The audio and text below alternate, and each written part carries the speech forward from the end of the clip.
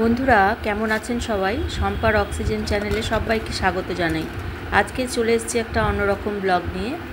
গরমকালের পিটুনিয়া বা রুয়েলিয়াও বলে এই ফুলটাকে। তো সেই ফুলের গাছগুলোর আজকে পরিচর্যা করলাম।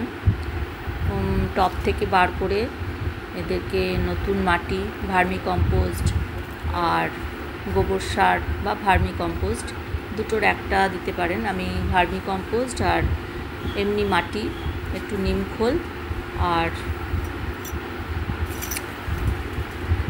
এই দিয়ে আমি মাটিটা তৈরি করেছি।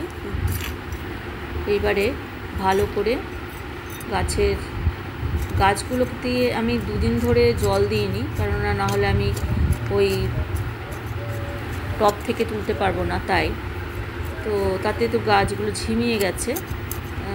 তো এটা জল দিলেই আবার ঠিক হয়ে যাবে, এক্ষুনি দেখতে পাবেন আপনারা সেটা।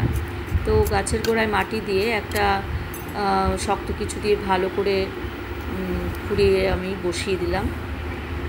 আর বসিয়ে দেওয়ার পরে দেখুন গাছগুলো এরকম ঝিমিয়ে রয়েছে। এবার তারপরে ভালো করে জল দিয়ে দিয়েছি।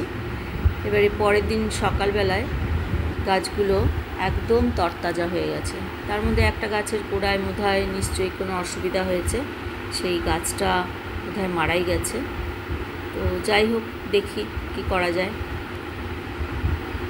তো আমার চ্যানেল যদি আপনাদের ভালো লেগে থাকে সাবস্ক্রাইব করবেন, আমার সঙ্গে থাকবেন। আর এটার যখন ফ্লাওয়ারিং করবে বা ফুল ফুটবে তখন অবশ্যই আপনাদের আবার দেখাবো। আজকের মতন এটুকুই, টাটা, ভালো থাকবেন।